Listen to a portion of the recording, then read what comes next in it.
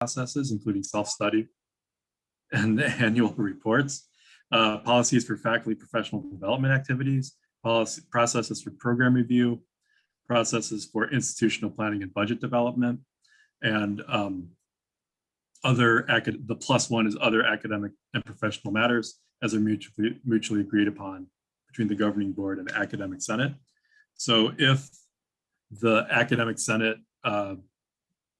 comes out with a motion or a resolution in any of these areas, the college or the district is supposed to rely primarily on the advice of the academic senate, which means that anything that the academic senate passes is not binding, but if the administration contravenes the advice of the academic senate in these areas, they are required to give a written reasoning for why they're going a different direction than what the academic senate has advised. So the academic senate meets twice a month on the first and third Tuesday of each month. And this is the business of the academic senate is addressing any issues that come up in these areas in particular. Or anything having to do with academic and professional matters, even if it doesn't fall specifically in the 10+1. And we advise the administration, we're basically the faculty's voice to advise the administration, what faculty sentiment is in any of these areas. So right now, the nomination period for the academic senate elections is still ongoing until Tuesday. So if you want to, the senators are elected to their positions. So it's a little bit different than most committees. And so you need to be nominated or nominate yourself. That's also fine. And yeah, the nomination period is going until Tuesday. We have 2 contract faculty and 1 part-time faculty so far. We need at least 7 contract faculty and 2 adjunct faculty. That's what we have openings for. So that, in a nutshell, is what the academic senate is all about. Yes. So I believe Cooper has a question. Yeah, I was just curious. Is it like the student senate where in this case only faculty vote on it, or is it the whole community, or all the employees? It's the elected members of the senate that vote.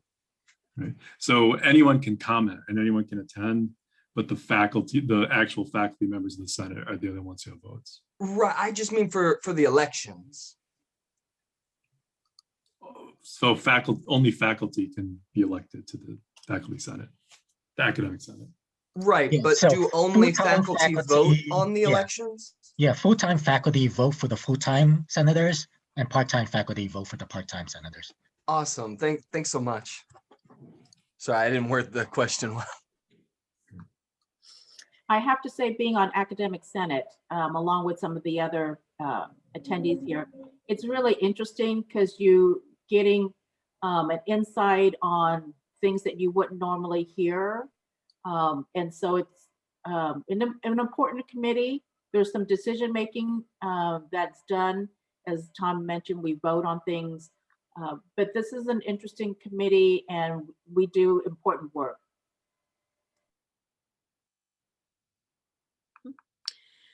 Okay, so Neem, Curriculum Committee. Okay, so I am here representing curriculum, and I am recruiting members. So if you are interested at all after my little spiel, please let me know. The curriculum committee is actually a committee of the academic senate. We do not report to college council because curriculum is an area of faculty purview. And so all of the members of our committee are officially appointed by the academic senate president. However, anyone is welcome to express interest, and we will definitely consider your candidacy for being a member. The curriculum committee is actually one of the few committees on campus that actually does work. I mean, we have a task to do and we have to accomplish that task. Otherwise, we have nothing to teach students. The committee approves all courses and all degrees and certificates that we offer at Merritt College. And there is a very intensive, detail-oriented, structured process by which all curriculum is proposed, reviewed, and approved. And the faculty members of the committee are actively involved in that process, specifically in a step called technical review. And what that means is if you as a faculty member propose a new course or propose a change to an existing course, that proposal is looked at by an actual member of the committee, and they go through and they verify that it's complete, that it's accurate, it's in compliance with laws and regulations before it can come to committee for consideration. So just keep that in mind. Yes, it does involve work, but it is actually one of the most rewarding committees that I have ever been involved with, because you really know that you are doing the work of the college and you are helping students succeed, because curriculum is what we teach them. Part-time, the other thing I want to kind of share about the committee, one of the most unique and kind of rewarding things about the committee is that we really honor and welcome part-time faculty participation. Ever since I've been the chair, and that's been like 4 years, we have had at least 1 or 2, sometimes even 3 part-time faculty members on the committee. And because part-timers are not compensated for their work in governance, we as a committee have actually voted to recommend to the administration that they receive stipends for coming to the meetings and doing the technical review. And so if you're a part-timer, your work will be appreciated, not only in terms of its contribution to the college, but also you will be compensated for it.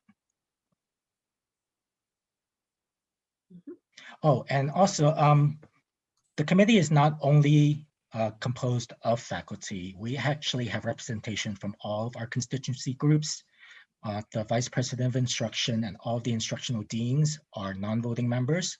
And we have representation from student services, from counseling, from the library, from DE, and we even have a student representative, which is really important. So thank you. Do you have any questions? Okay, so thank Yeah, you. and I would just also say that for committee appointments, it's usually, I can check with the academic senate, but it usually falls to the academic senate president to make committee appointments to faculty appointments to committees. So if you're interested in serving any committee, on any committee, you can always reach out to me directly and I'll hook you up. Okay, so we have Hillary for Accreditation Committee. So the reason I'm not recruiting is because we're unsure whether Accreditation Committee is going to be an ongoing committee or just going to be for our goal and charge would be more appropriate for the next accreditation. So we're talking about disbanding after this year and reforming in 2025. But that's to be determined yet. But at this time, I don't want to set anybody up for that if we're not going to be here. Mm-hmm. Okay, so Monica was here before. Monica? Hi, everybody. Good afternoon. So I'm representing the Distance Education Committee at Merritt College. We are a newly formed committee, and I mean that in fall 2018 was the first time there was a task force actually assembled. And then with COVID, not much was ever accomplished until this final, the semester now. So I'm really proud of our team. So we have, let's see, we meet the first Tuesday of the month. We are a Senate subcommittee, and we consult and we advise on best practices regarding distance learning. Our first point is that we always, we work with the distance ed committee at the district, and then we also work with Senate. So those are our two bodies that we would report to. And then right now, we're actually in the process of revising our charge because we never had a formal charge that was ever approved with a quorum. So I'm pretty excited to have 8 members of our committee this year. We are still looking for a student member as always. And then we're also looking at our mission statements, trying to revise these sorts of important things. I do want to say we asked for new members in fall. It seems to be, it was sort of ongoing because there was just high turnaround, again, until this semester where I have just 8 committed people, which I'm pretty excited. Right now, they've been tasked with working on our DE plan, which will come together based on data that was presented to us at the district level by our consultant.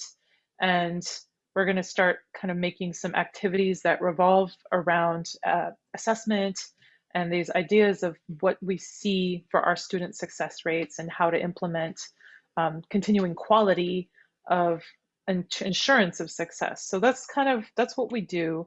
And then I have a note here. Maybe a bookmark for you. I have a question. Sorry. Okay, go for it. Question. Nope, crickets. I think it was Dr. Chavez. She was, on the phone with somebody. Oh, okay. Yeah. So I would encourage anybody who's interested to please join because we do, it doesn't, for so long, it's been such a quiet committee, but it's just starting to make strides and I'm really excited. And we do pass resolutions, things like AP 4105, things like Article 33. We had input on these positions. So thank you. So for your committee, Monica, the person has to have to be certified in distance ed?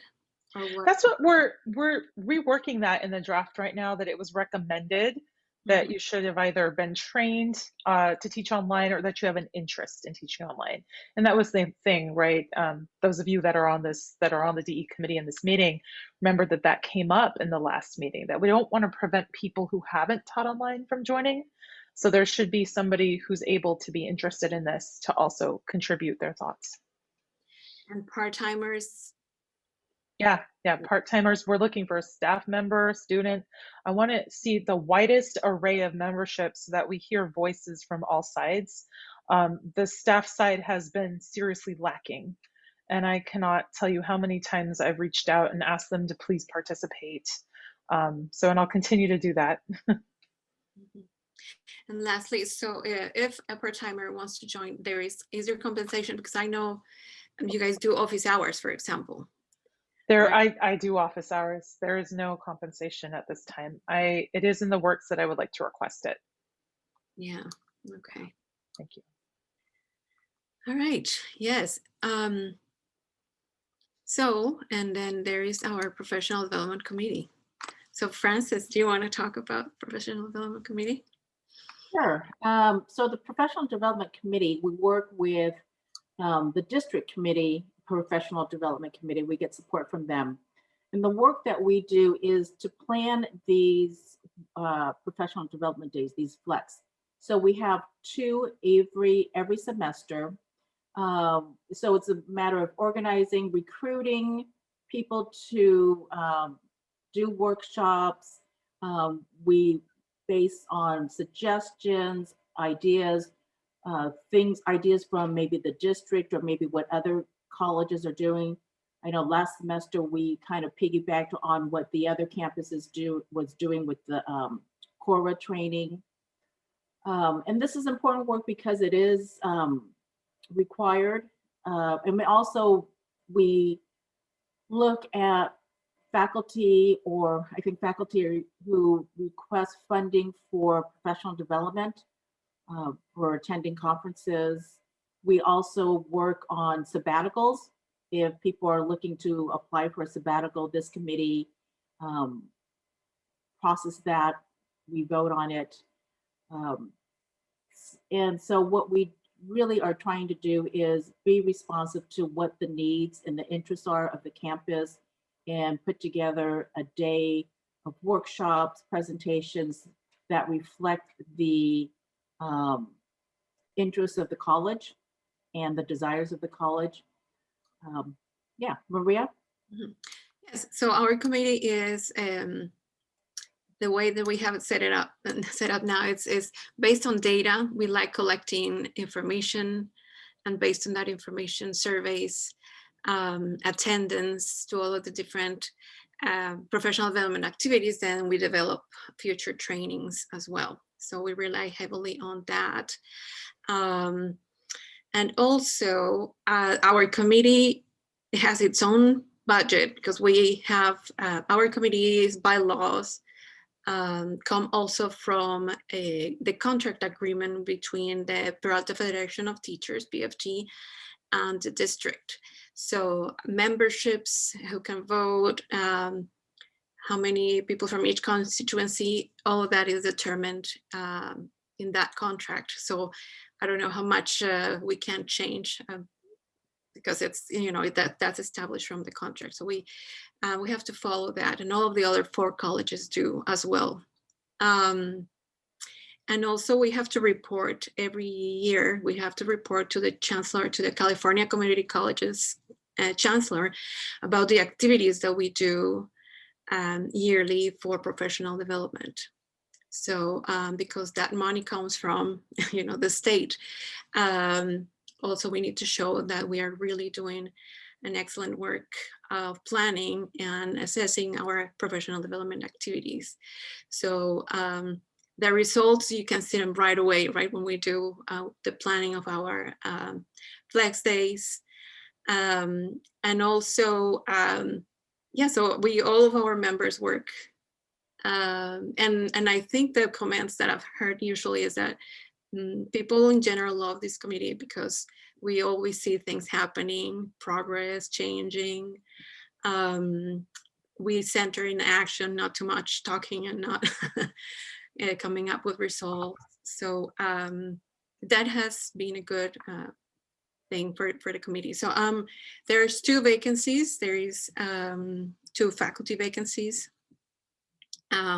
Francis is going to continue as chair, and myself and Jose Salceda will be, by the bylaws of our committee, we have up to 3 years, and then we have to leave the opportunity to more faculty to come and join the fun that is this committee. So so we're in the process of recruiting 2 people, 2 faculty, and Cooper has recently manifested that he's going to be joining officially, right, as our student rep.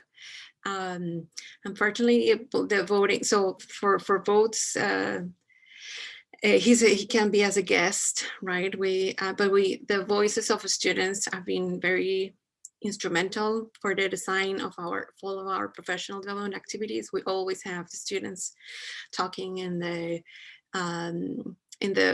main part and giving their ideas, showing surveys in the past, bringing all of the voices from our students. And people always ask for more and more from the students, and we try to do that. So and the website is updated. So all of that, I think that machine is well oiled.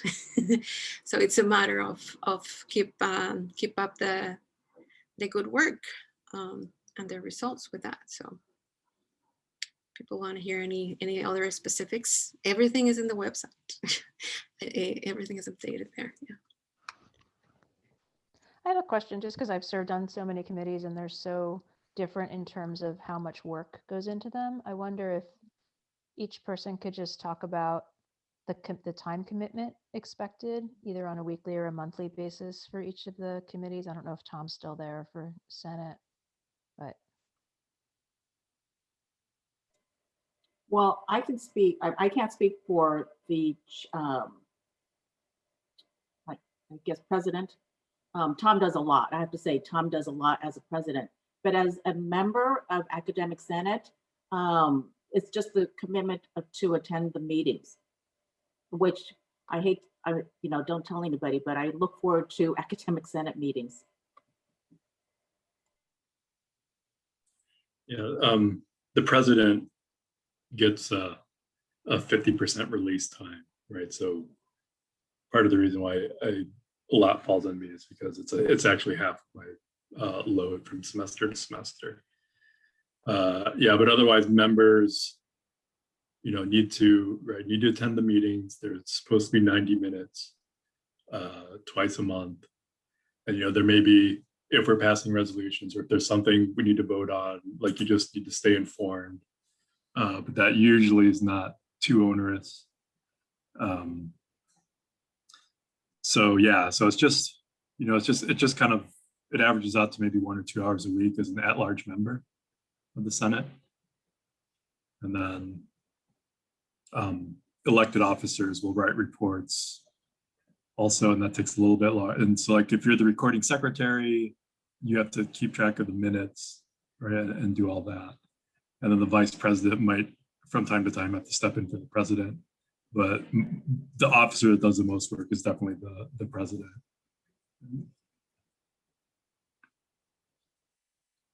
Name. So the curriculum committee actually meets regularly every second and fourth Thursdays of the month.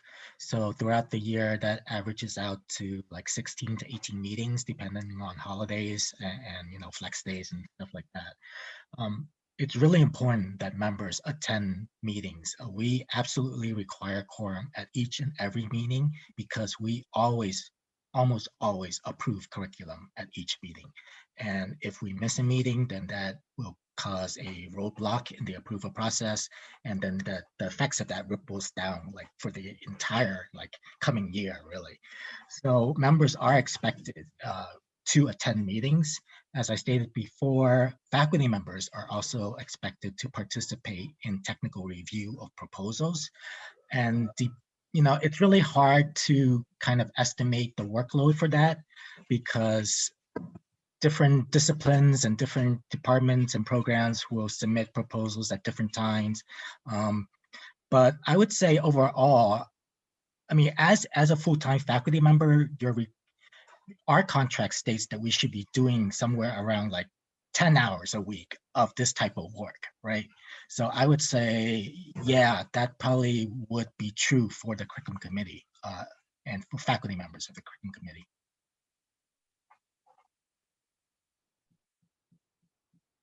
For PDC, so for example, Francis and I were co-chairing, right? So we split our release time equally between the two of us.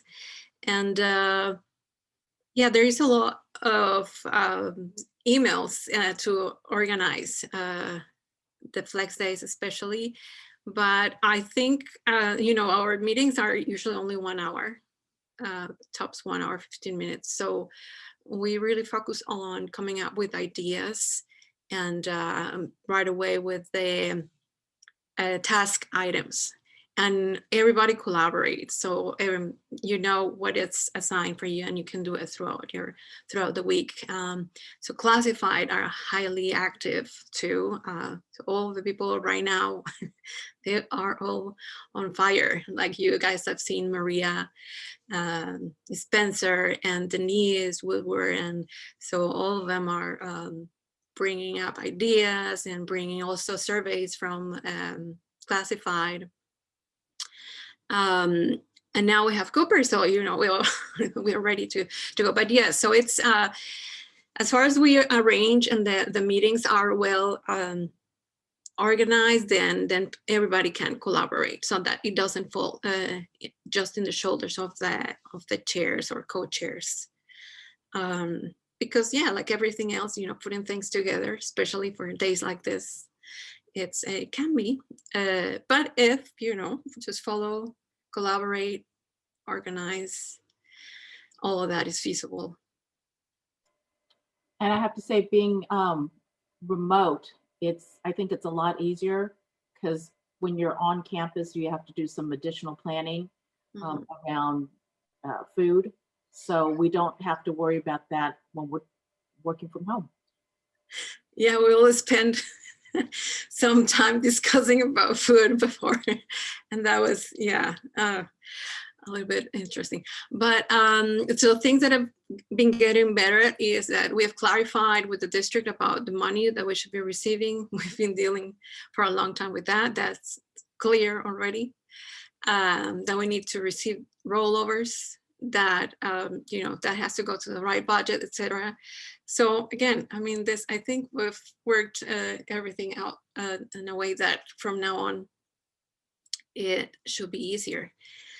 Yes, I see Glenn has a question. Hey, Maria. I have a twofold question. I'm also on the MTC group. So one is, how does it work within the different participatory governance groups to have tie-ins to one another? For instance, there's a benefit to that of what's going on with the other one.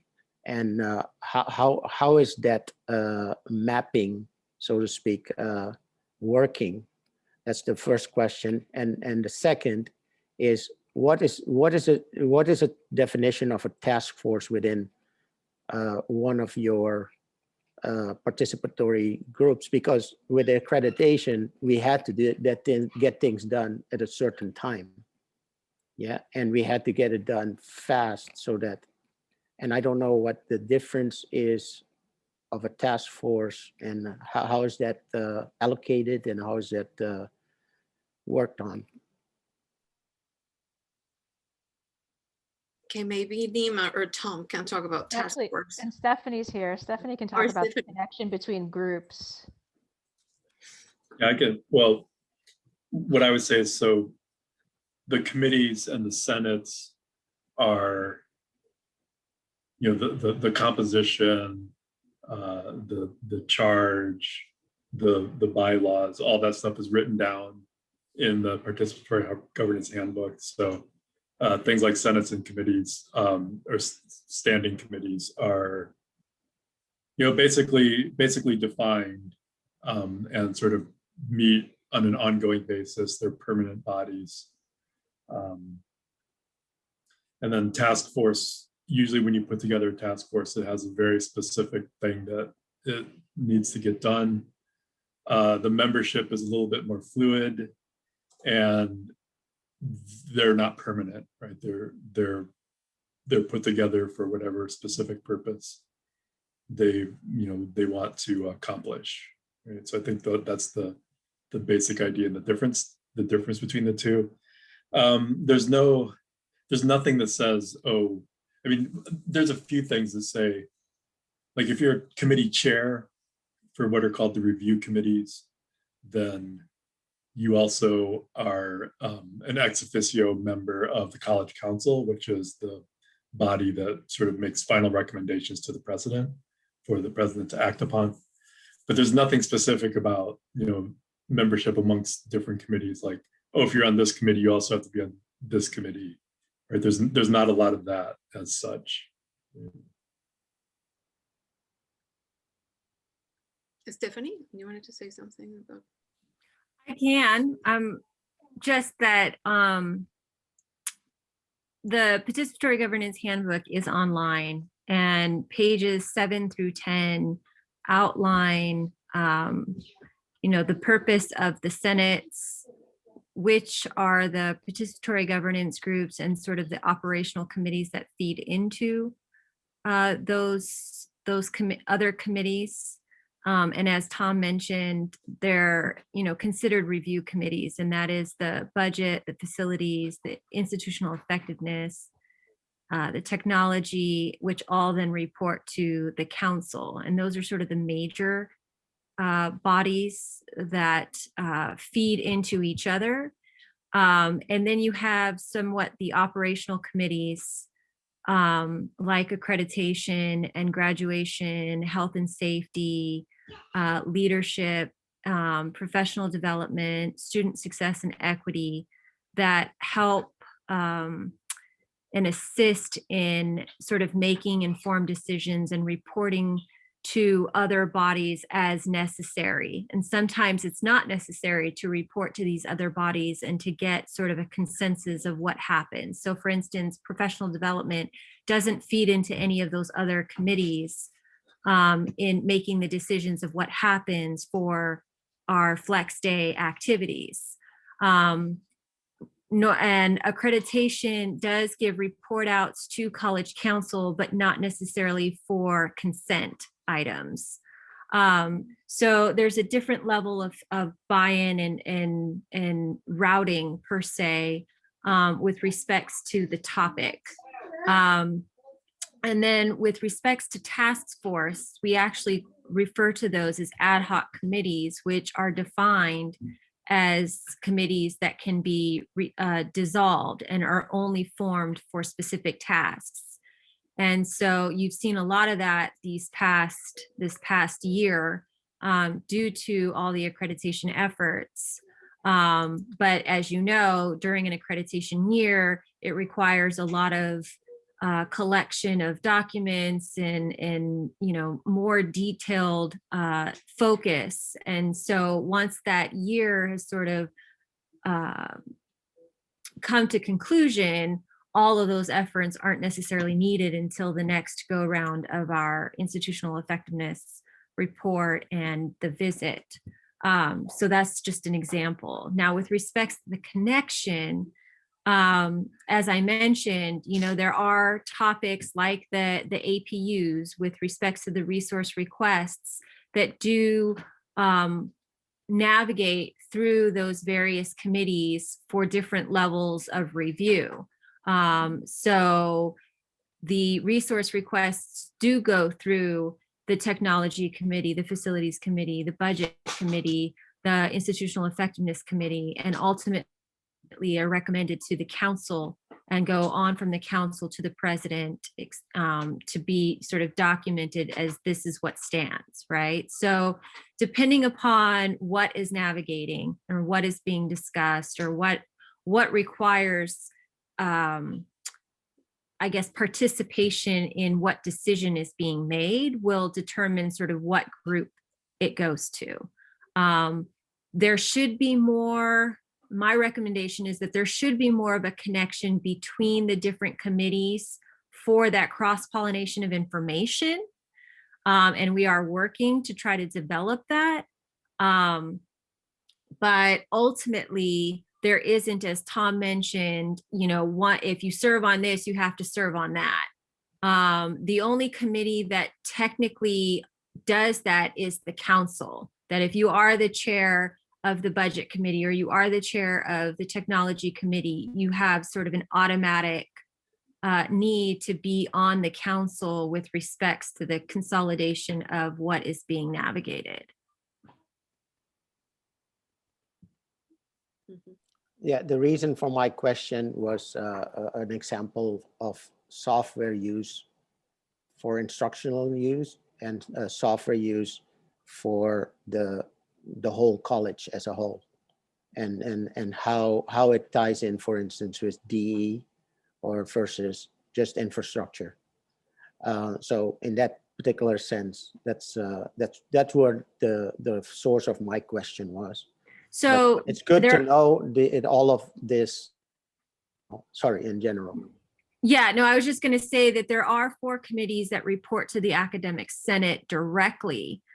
Because they are primarily faculty, and that is the curriculum, the distance ed, the career education, and the SLOAC. All those committees are actually, they feed directly to the Academic Senate, but the Academic Senate does feed into the council. So if there's any sort of major concern, the Academic Senate can choose to take it up at either one of those respective committees, such as technology, and make recommendations to the council, or take it directly to the council and make a recommendation there. So there are channels and avenues to which information can be funneled. But yeah, also I hear you, Glenn. One of the things that we try to do, especially right when we're planning flex days when we can gather everybody. And well, there is a form that it was established before us for people to send requests. But basically, is sometimes it's inviting each other, or we had guided pathways for some time. People that actually were in both sides in PDC and also in guided pathways. So we did collaboration with them. But it's something that we need to cultivate more collaboration between all the different committees, for sure. Yes. Anything else? Any other questions from faculty? We didn't hear Monica talk about the commitment for DE committee. Oh, yeah. Yeah. And then we have Lowell, he has his hand up. I mean, what would you like to know? Tell me. Oh, all the other chairs talked about just the level of commitment in terms The of time commitment that we're talking about. Yeah. So this is the first task that I've kind of put on them, is the DE plan, because we were so new. They really didn't have like take home homework, if I can call it that. So this is their first one. And they didn't do their homework last month, so they all got in trouble. And I had to send them tasks with homework and by name.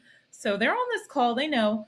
And it's not their fault. This hasn't been, it's a new committee. We're just making the charge. So at this point, I would say moving forward, for each month, everybody's going to have something small to do, even if it's a paragraph or even some sort of contribution where they can make a resolution or design a resolution for the next meeting. That's what I would hope to see. The other thing is I want to make sure that people are showing up regularly, first Tuesday of every month, and that offline, when we're not meeting, that they can become voices to assist these other committees, right? They represent distance ed through curriculum, through, what's the one, the equity committee is really important, right? So if they can just lend their voices and expertise to best practices, because it's not a funded committee, it's not fair for me to say, go off and be on all these other committees. But that's one of the, what do you want to call this? In the charge, we're trying to say that you would be supportive of another committee on campus as part of your duties. So yeah. And those are to be determined in the following weeks in our next meeting. So I'm really excited to submit our final draft of our charge. Yes, Lowell? Lowell, you had a question? Yes, I did. Thank you. And actually, it kind of ties on to how we got onto this discussion of how many hours. And it seems like, and I was glad Hillary read my mind, because I was just thinking, how can I decide what committee I want to be on if I don't know what the time commitment is going to be? And even as whether if I were full-time or part-time, that's still obviously like a very big question. And also it comes down to a matter of compensation. How can we ask part-time faculty to volunteer for this or volunteer for that, and actually volunteer? It's like, shouldn't they be compensated? It's in some ways, I'm thinking back to, full-time and part-time have equity now in terms of the rates, but not in terms of the extra kind of service, I guess you call them service hours. And so that would be my recommendation, that it would be a lot easier to fill these positions if the part-time faculty were compensated. That's definitely an incentive. I really enjoyed being on the guided pathways. That was nice because we had our little stipends. And for full-time faculty, what is the methodology for not compensating, because they're already getting the compensation, but recognizing their contribution? If I'm full-time faculty and I serve on NEAMS committee, wow, that's a lot of time. I mean, how do I get recognized by my chair and my dean that I'm on curriculum, you know, as opposed to, you know, I'm on the Senate, so I'll use the Senate. I'm on academic Senate. It's like, yeah, we meet every couple weeks, you know, hour and a half, couple hours, maybe do a little of this and a little of that, but it's not to the extent that of what Neem described. And so how do we, in some ways, we almost have to measure the expected time commitment per being on these committees, and then devise a mechanism so that people are either compensated or given credit for it in their review or whatever it is. That's So all. My since you MBA. mentioned curriculum, Lo, What's that? since you mentioned curriculum, I will tell you that when we were meeting on campus before COVID, I did feed my team because I know it was a big commitment. See, And that's unfortunately, our meeting time was exactly at noon, so I was also calling them away from lunch. So I tried to feed them, you know, every free sandwich. few meetings or so. I think you heard me say that our particular committee, and this is actually thanks to Hillary, it was her idea. We voted and we made a recommendation to the administration that part-time faculty be compensated.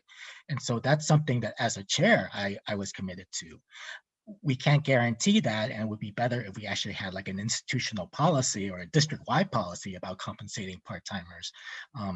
But I think individual faculty chairs can also be advocates in that way, or even just members, as Hillary proved when she made that proposal, you know.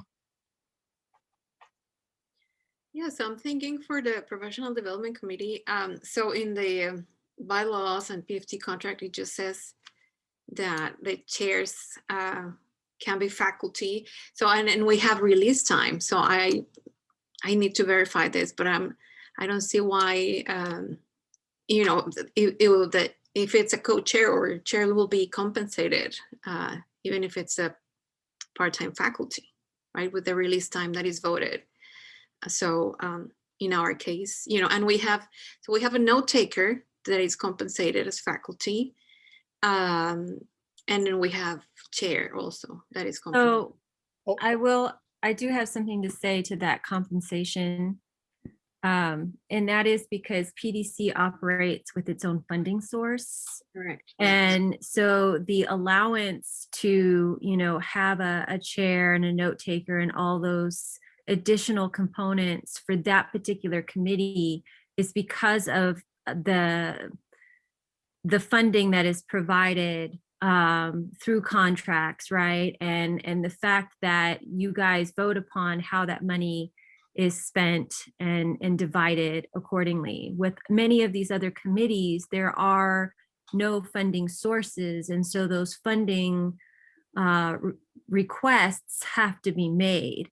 And so the only other one that I believe was mentioned was Academic Senate. There is that time, that release time given to engage in that leadership role.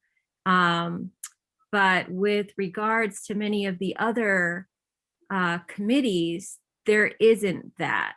And I know that that's been an ongoing discussion, that especially for part-time faculty who are wanting to be engaged and involved, it is extra service. And the same applies to classified. Classified don't get release time, nor do they get, you know, additional compensation in overtime or anything extra for serving on these committees. So oftentimes they have to incorporate it in their 8-hour workday and still get their jobs done. So there is definitely a level of sort of unequitable needs for folks to be at the table. And certainly we should probably identify that moving forward as a possible need for change and participation. But as it stands right now, it's more just written into folks' contracts, and it's more the desire to be present when decisions are made that keep folks at the table. And just to jump in again, to include students as well. Yes. Cooper's like at every meeting. Oh my God. I mean, there's Yeah, gotta it is an extra level of commitment, especially for our students who have to be in class and navigate their day-to-day work lives, home lives, and still be active in the campus community. Right. I mean, I don't know how, I think there's only like 2 or 3 student senators maybe. I mean, and I don't blame them because if it's not paid, it's like, how can I commit to this much time when I have all these other responsibilities? But if I were paid for it, oh yeah, maybe I can cut down my hours at the job and go to the Senate meeting. So it all kind of relates there. Hi, Cooper. Hey there. It's very true. I have some heart for it too, but at the same time, there's full disclosure. Executives know that they're getting into 2 committees by joining, and senators know that they're getting into 1 by joining as an automatic membership requirement. That doesn't always work out, but there we go. And they also, this looks good on their applications when they go to transfer. I mean, that's another thing that many students desire and participating in the campus government. And I hope it's not just about compensation, because I Right. heard something, somebody mentioned a sandwich. So that was a nice point there. But I look at things as to whether it actually has a result, right? I mean, what kind of outcome? I mean, to me, that's something, if it was compensation, that's not what my motivation is really. For me, it's is there a good curriculum that comes out of this? Is there a good professional development, things that come out of it? I mean, to me, if I can see a result, I think that would be the same with a student. If the time they put in shows something, that's what to me makes it interesting. I have not been part of any committee yet because I'm tentative about that part. I think it's important that we're having this discussion about, representation and access and compensation. But I also want to stress that for full-time faculty members, this is a paid responsibility, and we really need to get that message out loud and clear. We need to hold ourselves accountable. We need to encourage each other to participate. And it's great if you get recognition low, but it's your responsibility as a full-time faculty member to be doing this work, and you should not be expecting a pat on the back for it. It's part of your job as a full-time faculty member. I'm not talking for the other, constituencies, but for full-timers, yes. Yeah, but they should be recognized for how much time.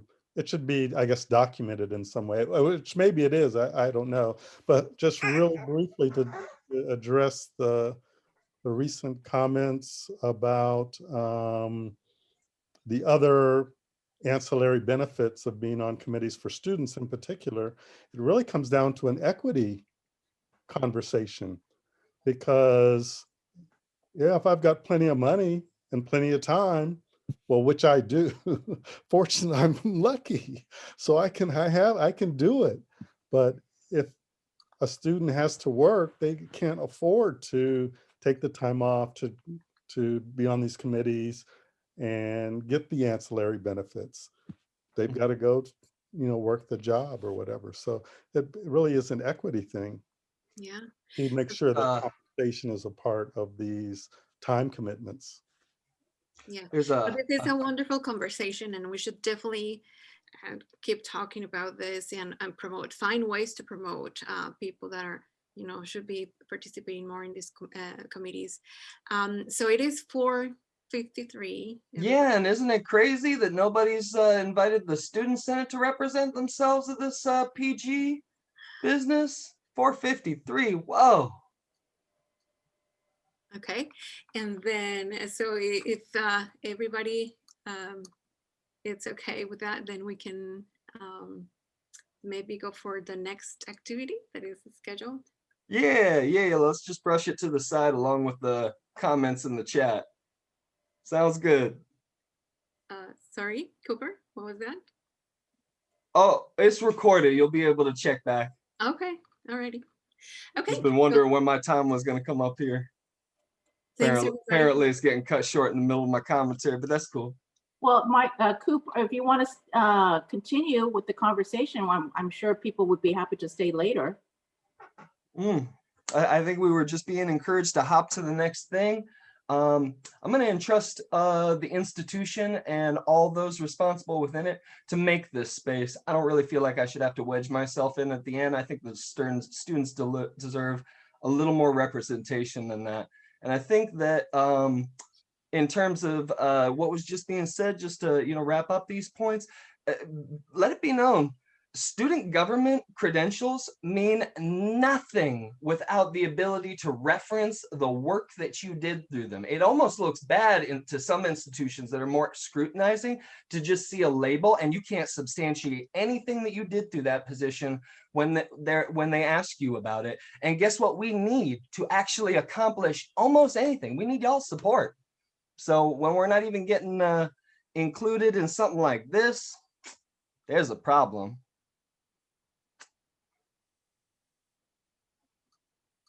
Okay. Have a nice day, y'all. All right, everybody. So let me see. I'll send the YouTube link for this when it's posted. Okay. Thanks everybody for participating, and we'll see you in the other activities. All right. Bye-bye, everybody.